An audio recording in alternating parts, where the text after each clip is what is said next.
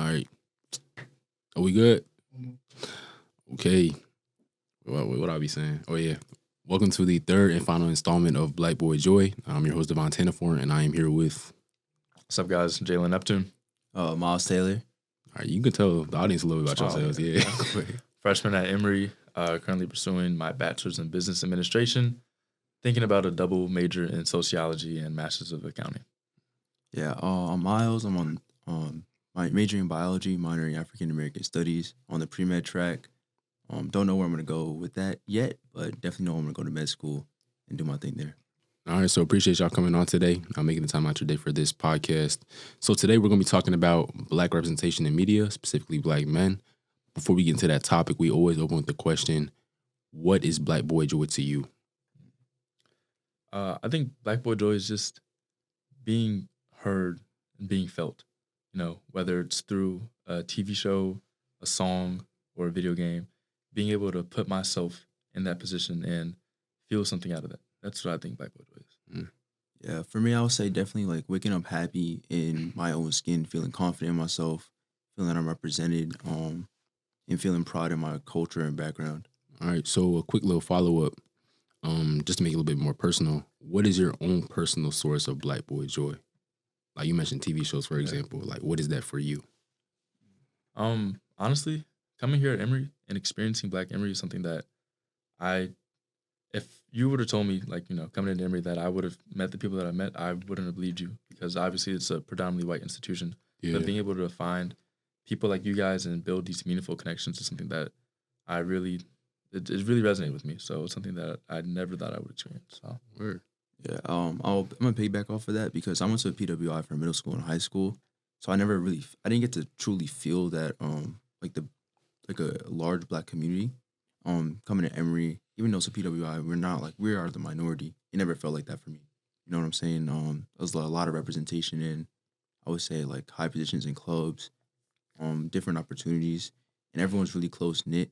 And I think that's something that's allowed me to feel like really happy here at Emory as a Black man. Word, appreciate y'all for that. But to dive into today's topic, I thought there was no better question considering the history of how we're represented in media. What do you dislike, or what is your least favorite depiction of Black men in media? And it can be any type, social media, TV, movies, it's up to you. Yeah, we're definitely going to start off with what we're going to call the Killmonger effect. And it is that one haircut that they decided to just give every single Black male in media. That high top fade. With the side locks. Side locks. High top fade. Copy and paste. Oh, to be transparent with y'all, we did get into this a little bit before the actual podcast, but we said, you know what, we gonna save it because folks had stuff to say. In terms of where we seen that cut, obviously, Black Panther.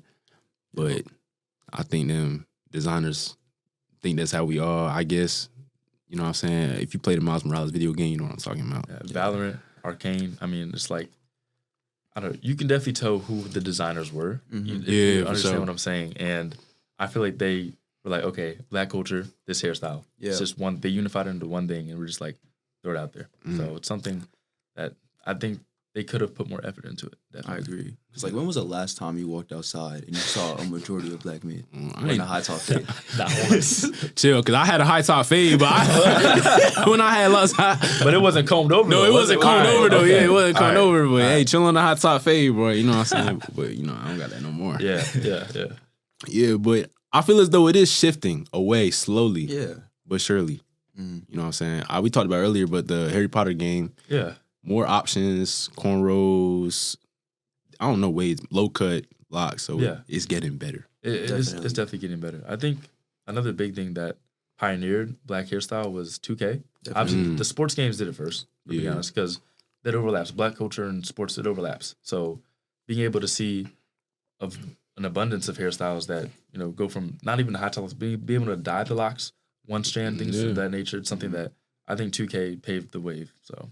Yeah, I agree. I remember playing 2K back in middle school and being able to create a character that looked just like me. Yeah. And I was like, this is amazing. And I'm doing things on the court. I can't do that in real life. But I was just about to say that. Yeah. It felt like it. Like I'm dunking on people. Yeah. All right. So a quick little follow-up question to that.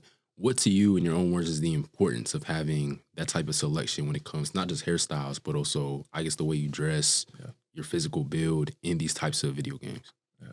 I think it supports that connection. Like, especially when I was younger, like if I want to play a video game, I want to be the hero. I want this character to represent me. And being able to feel heard, like I said, that's what I thought Black Boy Joy was.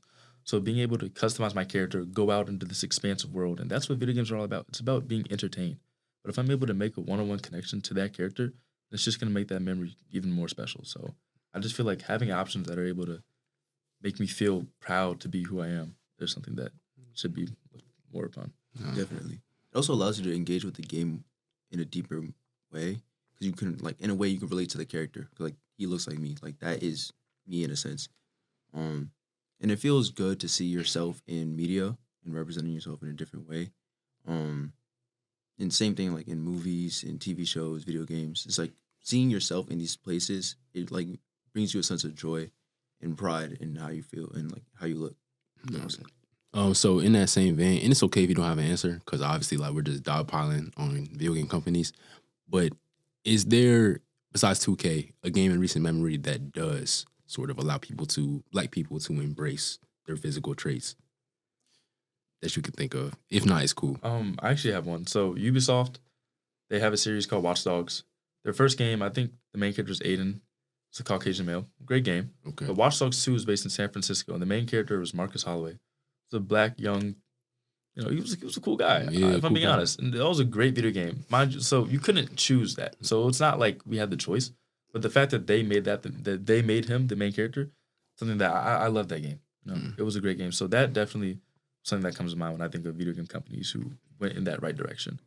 All right. I say for me, I don't know if this was even intentional by the company, but in a way, Fortnite, just because Fortnite has a lot of different characters, and you can be like basically anything.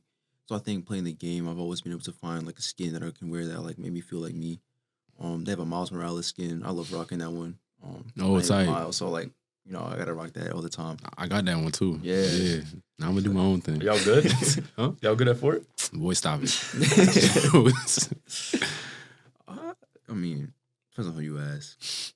I used to be up there though. Yeah, that mean he buns, bro. Hold on. I ain't gonna lie. 79th place. Yeah, bro. No, it's cool. Y'all do playground? Nah, we not here. We not here to talk about that. But yeah, Fortnite I say is a very good in terms of just like giving you variety. Not just in terms of like looks, but like to what you said, characters as well. Like it's dope, especially when I was younger. When I would see like Spider-Man and then Fortnite dropping the skin, so I can actually get on and utilize the skin. Yeah. And in that same vein, just having those types of characters, not just in video games, but for me, all types of media, seeing black people do, and I'm gonna have to articulate this better, but regular things, like not like the plot of the movie is not centered around the fact that they're black. It's just, no, I'm the hero in this story. I just happen to be black. Yeah. So building off that, going toward like the film, TV route, what to you is a good depiction of black media representation? Like, you know what I'm saying? Actually, something that just came to mind. I don't know if this is a good depiction, but something that I've seen a lot of progress in. And because I know you both watch anime, there's a lot of controversial things when it comes to black representation in anime. You can go back to the one that I can think of right now is Pokemon. I mean, there was that one Pokemon with it was very controversial. It was something with like black skin and big lips. Really? I forget the name of the Pokemon. Yes. I know what you're talking But about. I think there is progress. While it could be better, Attack on Titan, they had a character. Now, one character that I think, one show that I think could have done a better job is My Hero. I don't know if you remember. I think his name was Rocklock or something like that. Yeah. I really don't think that was the best representation that they could do, but I'm glad that they showed a hero of him. I'm glad that they showed a black hero like him in the show. Yeah, my fault. I didn't know, but like, what to you made him not the best? I'm curious. I like Rocklock. Yeah, I feel like it was a little stereotypical in the way he acted around the show, like around the scene of season 4, like the whole. I'm not gonna spoil it if you haven't watched it, but I think Attack on Titan did a better job representation with Onyakapun. I feel like he just happened to be black, but he was a main part of the story, or not a main part of the story, but he did play an important role. But it wasn't like highlighted, like, oh, like he's black. You need to know. You need to do a deep dive into this that he's black. I think they just did a good job entering him in the show and having him play a crucial part. And he just happened to be black. He's doing regular things, like you said. Real. Yeah. Yeah. I would say on the top of anime, I haven't caught up, but Fire Force, this is one black character. Ogun. Yeah. Ogun. Yeah. And he's just like He cool. he's so cool. He dope. And just seeing that's like something that like makes you feel happy. Another one is Hunter x Hunter. There was just one. Canary. Yes, Canary. Yeah, Was she Canary. the Little girl Yeah. with the black dress. Yeah, that's her. I've only watched like 3 seasons. I ain't gonna lie. But I think there's definitely been progress. I think back to like, for example, Dragon Ball is one of like my first animes, and Mr. Popo. It's just like a black figure with like pink lips. That's the best way to put it.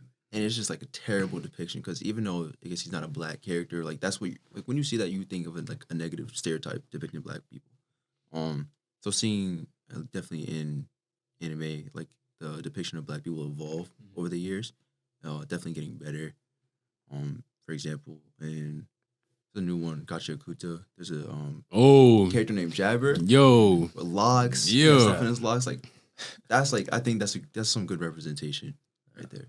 One Punch Man, the first season, it was like the top 10 heroes, and one of them was black, and the way that they drew him was just, it was like they could have done a better job. It was Definitely very stereotypical, but they actually listened to the community after receiving backlash, and for season 2 they changed his appearance to make it more mainstream.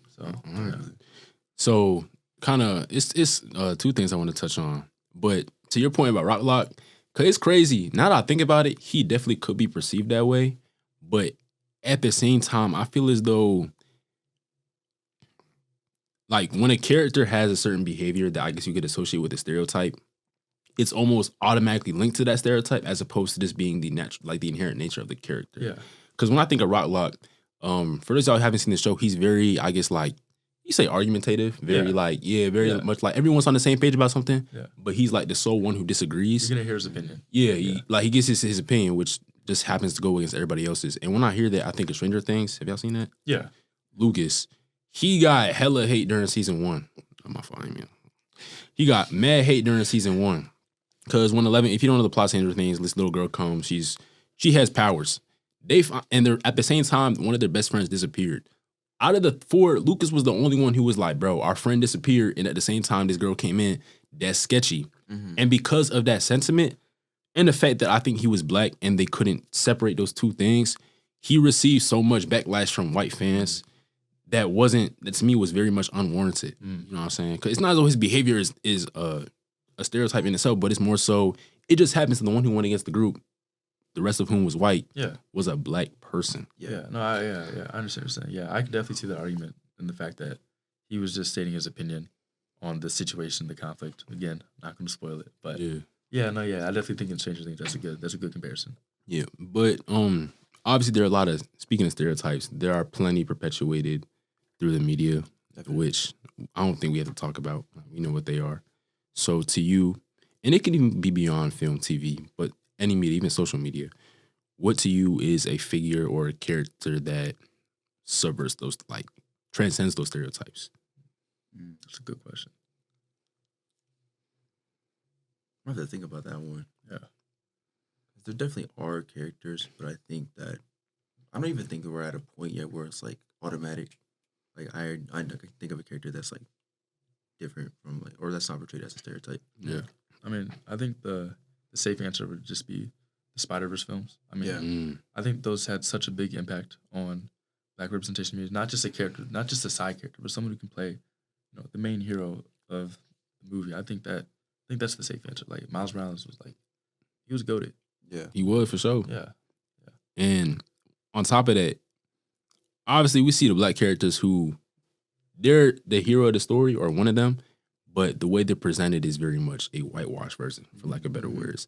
And I feel as though with Miles, he's the hero, and at the same time, he still represents blackness and also his Hispanic side. You know what I mean? Like, I don't know if y'all seen the second one, but like the party on the rooftop. Yeah. Like it's like a cultural, I don't know the term, but it's like a cultural festivities. You know what I'm saying? So we see the environments, the people, the demographic that he comes from, which I really love. Yeah, I agree. And I mean, like he's from New York. I'm from New York. Yeah. Same name, same skin tone. I relate to that. Yeah. But I also know like there's a lot of people within the community that just felt very heard and seen by his character. especially a lot of Black Hispanic people in the Bronx and Brooklyn.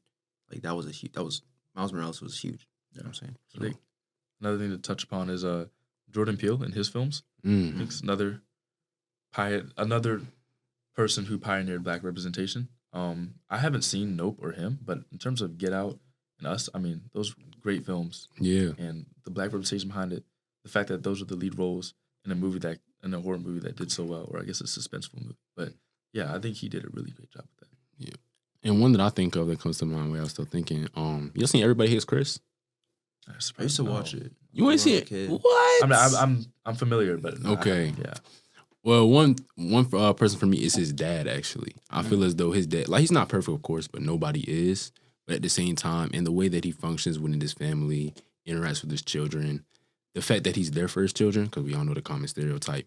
For me, he is very much like against the social norm, for lack of better words, that is often imposed upon Black men. So I want to highlight that. I just lost my train of thought. I was gonna say something else. I just lost me. Actually, something popped up in my head. Even fictional characters. Well, I can only think of one example, but fictional characters that aren't even assigned to a race, but still you can tell that they're Black. They Black. One, I know you guys probably think, but like Darwin from Gumbo, yeah. And I think it's even confirmed through Cartoon Network that he is Black. For sure. Obviously, his voice actor is, but like you can tell throughout the show that like they threw in some of the representation in there. You know who was Black? Who? Ninja Turtles. They Black. They New York dog. You know what I'm saying? They Black for sure. Yeah. Like another thing I was thinking of is Abbott Elementary. I haven't been caught up yet, but every time I watch it, it's just like it's funny, and like there's a bunch of Black children. Like this is a way for them to like if they really want to pursue acting, like this is an intro to their career in a way. I think it's a way to promote Black success while also highlighting like Black communities. Yeah. So I think that's a great show to represent like Black people. Yeah. That is a good show because I think it doesn't try to stray away from things that, not everything's going to be great. Obviously, it's more of a low-income school, but like there's still so many great things about that show that are represented through the Black people who are in it. And I think that's definitely one of them. That's a good answer. Yeah.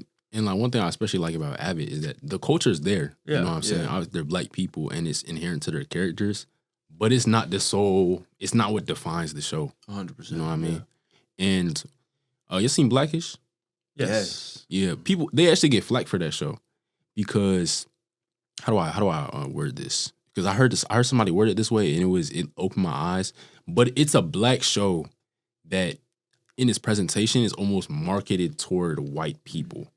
You know what I mean? So it strives to explain things that if a regular Black person was watching, it's like, we already know what you're talking about. It's implied, yeah. Yeah, it's implied. But it like has to, for its white audience, decode those things. Yeah. Which for me, I personally do not agree with. Yeah.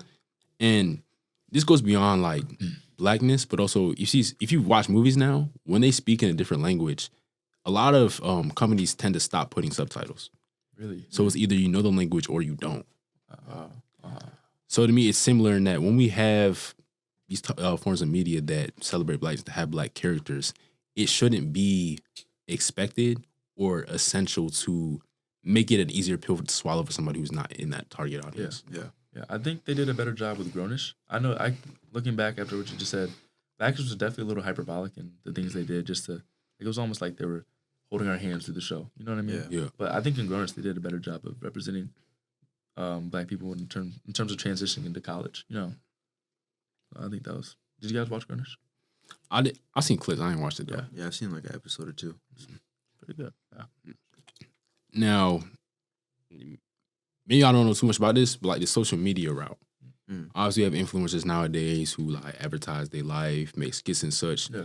And what I found in my experience is that a lot of them do refute and transcend what is commonly imposed upon like Black people. Yeah. And to this podcast, Black men. Have y'all seen that? And if so, like from who? Is there like a notable group, person? Yeah. I don't know the name, but there's a podcast of about 3 to 4 Black men, and they actually talk a lot about like a lot of social and political issues. But they do it in a way that combats a lot of stereotypes that are imposed on Black men. Like they are very open about their emotions on the podcast. They're very like they take the time to explore like the intricacies of racism and how that's affected them and how it's affecting people in the United States. And I think like I don't watch them that much. I try not to scroll on TikTok too much now, but I think they've done a really good job of kind of going against the stereotypes that are imposed on Black men, while also being great allies for our community. Yeah. I know a couple of creators from Atlanta that I've watched on my free page since like 2020. Ooh. And I don't know. I think his name's like Ty Francis. I don't know if you guys are familiar with him. Oh yeah, You know for what I'm sure. talking about? Yeah. Been watching since 2020, and seeing the way that his channel grew to where he is now. I think he's at KSU. I'm pretty sure senior, about to graduate. Oh, he graduated actually. I seen the video. Wow. Yeah. I guess seeing his growth in the channel is someone that I felt like I could resonate with him. If I were to meet him in real life, I feel like we would hit it off. But like, he's someone who portrays Black excellence through social media. Someone who got on TikTok in quarantine like we all did, and used that to leverage himself and to be an outlet for young Black boys like me during that time to go and be inspired by. Yeah. And to build off that, one thing that's really monumental about him is that the fact that he even got on TikTok back in 2020 in the first place. Because granted, now we have a lot more Black influencers, you know what I'm saying? But back then, I feel as though, at least from my eyes, it wasn't that many of us, at least in the TikTok space. Like, back then, you told a guy you had TikTok, they look at you crazy. And I was one of them, dog. Like, my dog said, "Hey, bro, you got TikTok?" I said, "You talking about Musically?" Like, but then I got an app, and I was on that joint every day. We're not gonna talk about that. Yeah, but like consuming, but making is an entirely different thing. Like, it went entirely against the grain. Like, folks look at you even today and call you corny. So the fact that he was able to, I guess, overcome those bounds and build what he has for himself, to me, is insane. And a very similar influence for me was named Swole Ricketts. Obviously, Swole, Jim, there's that strong association, but especially now, he's he's bridged out of gym content. And he's even said that, I want to show people the life that you could have. And he advertises things like, I just bought a house. I just got my dream car. He recently got engaged, so he posts with his wife. Things that the world, or more specifically, like white America, tells us you can't have this. You'll never have this. He says, no, this is very much a possible way to get it. And you don't have to go the traditional routes to achieve those things. Another group, RDC World. I don't know if y'all. Yeah, but in terms of I've spoken in an earlier episode of the podcast, but in terms of normalizing things like superheroes, anime, they, in my opinion, were the pioneers. Yeah, definitely. Yeah, because y'all ever experienced that growing up where you had, I guess, a specific form like TV show, whatever, where folks just get you crazy for liking that type of thing? Has that ever been experienced for y'all? I would say so. I mean, I think definitely, I would say a little bit of anime growing up. Like, it wasn't really frowned upon, and a lot of my friends, like, we were kind of in the same boat, but it wasn't looked as normal in a way that it may be now. But yeah, I was thinking about RDC World, also Corey Kenshin for me. I've been watching him since I was young. Why he don't post, bro? Yo. What an up to date. But I would say he was definitely very influential in a way. Like, he's a Black man who loves anime, Black man who's tuned with like a lot of different other cultures. And it's entertaining, and seeing that has always been like, I can always watch now, sit down, and just feel happy watching his videos. In RC World, they funny. Yeah, that's a great pool. Yeah, there's a lot. Honestly, there's a lot of content creators out there. I know one that is definitely, he's popularized because of what he does, but Flight Reacts, honestly, at the end of the day, like, love him or hate him, he's spitting out good content. He's getting the views. He's consistent. Okay? Even though sometimes he doesn't edit his videos, he's getting the videos out. He's consistent with it. But I don't know, just even people like him. So like, there's two sides of the extreme, but both of them are doing what they need to do to leverage, social media. And even I think one thing that I guess was frowned upon, because I think by the time I broke into anime, it was more or less accepted. Yeah. But I think, Myles, you can test this. Underground music, definitely. Really? You need to have a trained ear to listen to it, because I'll even admit some of it's not good. I'll say it. 6, 7. But I think seeing more people who are in tune to that type of music, and people who are covering on TikTok too. Obviously it's a niche side of my For You page, but like, I think that is still being impactful, even though it might seem superficial on the surface. It has a domino effect where it can affect one person, it can affect 2 people, and then it's just going to exponentially grow. So I think that's another side of things that were frowned upon at first, but it's slowly growing. And that honestly builds our Black boy joy, because finding joy in things that I'm not saying you can't like the stereotypical things, but at the same time, we're not a monolith. We don't all like the same things. Yeah. Find enjoying things that even your own people will say you shouldn't be liking that. Yeah. Like this movie, I think it's called Dope. I don't know if have y'all seen it? No. Well, I forget the plot, but it's not important. There's a specific scene where it's like, oh, we do things black people don't do, like go to college. You know what I'm saying? And it's sad, but a lot of people, when you make that decision to go to college, will look at you crazy. It's a lot more normalized now, Yeah. but there are still people in our community who have the idea that no, black people either they can't go to college, which to me is, you know, we're living it right here, Yeah. or that they shouldn't go to college, which is crazy. It's not a mandatory route, but that doesn't mean it shouldn't be an option. It shouldn't be a choice. Yeah. You feel what I'm saying? Yeah. Yeah. Yeah. But y'all had any last? I do have just one last point to bring up. But if y'all had any other, I was just gonna say, yeah, I think what we're doing now, people are stepping up and becoming outlets for the next generation to be inspired by and go bigger and do things. Just like you're saying, the option to go to college, it's not like it's not optional. The option's there. You can do what you have to do, and then there's resources out there to help guide and support you towards the next step in your life. So yeah. All right, so I guess last topic of the segment.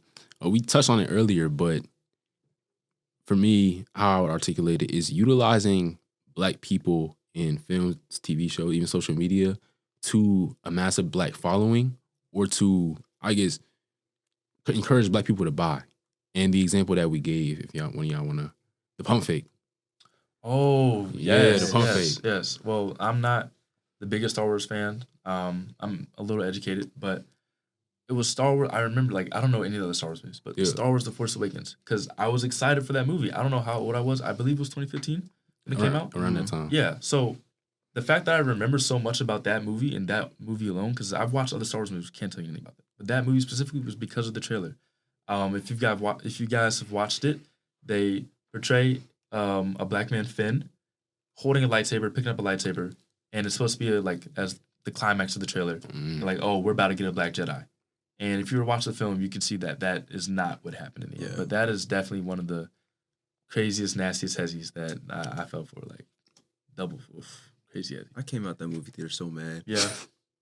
I was like, oh my God. Like, at the time, I loved Star Wars. Like, my dad introduced me to it. Like, watched all the movies. And I was tapped in until that moment happened. And I was like, they just played in my face. And I can never, like, really look at it the same. I still love Star Wars. It's a great series. But I think, like, it really, like, taken me off the wrong way, seeing how we are used in a way to, like, kind of, like you said, a massive following, but not really follow through with it. Like, we're used just for the image. It disappointed me. Like, I remember, and even playing the video games, like, real quick. No, for sure. Go ahead, bro. It's y'all. So, even the Lego Star Wars video games, some characters, they have different animations when they move. But the way they had Finn moving with the lightsaber, he was, like, clumsy with it. And, you do a double jump, you're supposed to do a flip. But his was just, like, a normal, like, roll. And it's, like, just little things like that. Even as a kid, it's going to stick with me for the rest of my life, honestly. And that I really remember feeling disappointed leaving the movie. I was trying to make amends with it, like, okay, it was still a good movie. Like, he had a scene with, like, a gun or something. But, like, I definitely think the marketing team knew what they were doing.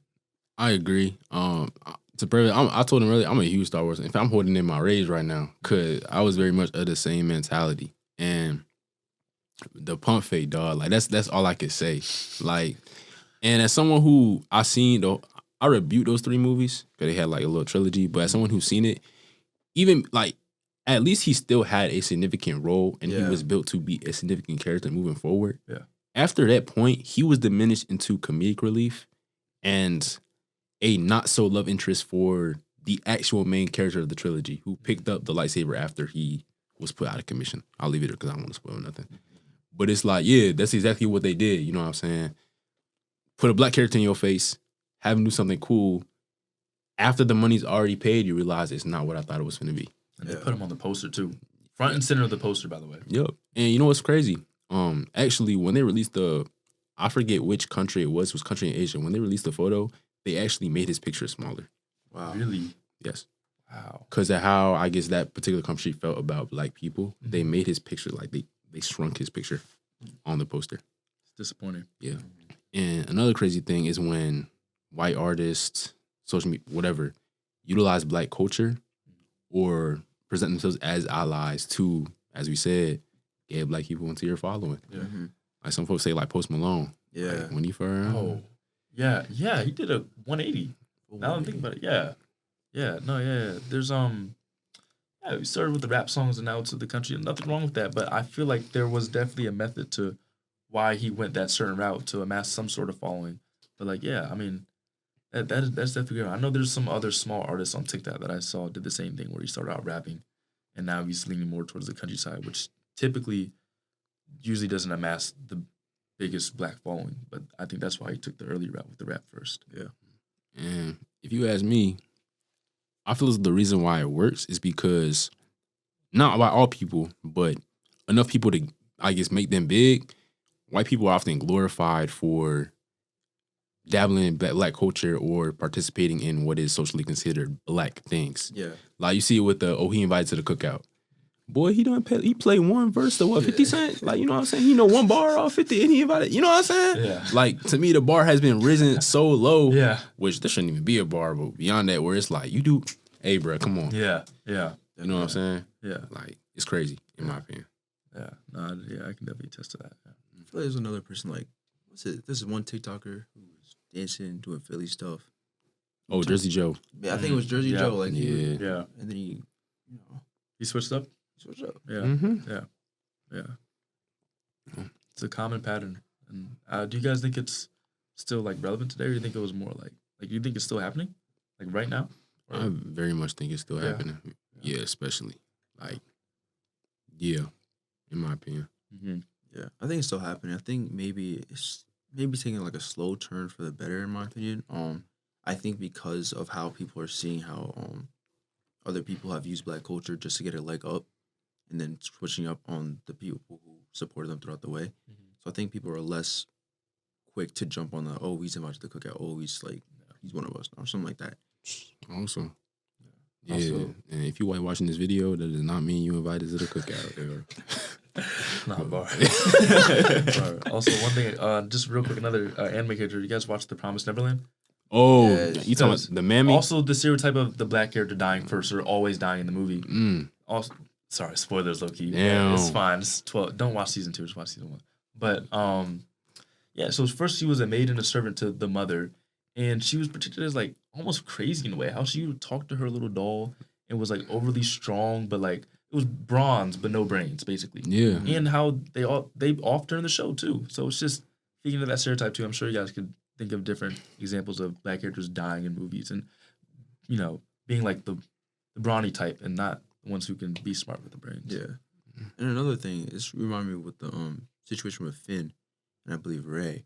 There's also like a common, I would say, trope in media where you have a interracial relationship or love interest type of situation, and then towards like some point in the series they're gonna switch. Like they always, like for whatever reason, the two characters can't work out together, and the white protagonist ends up getting with a white counterpart. You see this in Star Wars. You see this also in Invincible. Yeah. And I think that Crazy pool. I think it's like a failed attempt at representation in the media to try to show different relationships, which I think is good. Like that's positive, but in the way that they're doing it's also negative. So, like in a way, it promotes that they can't be together at the very end because they're too different or something like that. Yeah. All right. So I guess to wrap up, having said all that, what to you, and you speak more so to the audience, what is a piece of media that you would recommend to somebody? It's based off our conversation. A piece of media that you believe represents Black people in a good way. I'm going to say Intergalactic. That's probably my favorite movie. I think it's a really good representation of Black love. They had a rocky road, and they at the very end, they worked it out, and it was a really beautiful movie. Great visuals. I believe it's the same animators of Spider-Man, Into the Spider-Verse. So I think the visuals are really good, and overall, it's a nice story. Yeah, actually, I really like that movie. I guess if you're more into video games, I would say one, Overwatch, very diverse cast. They do have a lot of Black representation too. They go really in detail with everything in that game, so I definitely recommend that. And also Watch Dogs 2. Marcus Holloway being the main character. There is the stereotypical Black side character who does die. That's just but overall, it is a good game, and I would recommend that for anyone who is a Ubisoft or Blizzard nerd like I am. So, all right. Well, again, I appreciate y'all coming on, taking the time out y'all day. That is the Black Boy Joy podcast. Are we good? All right, man. All right.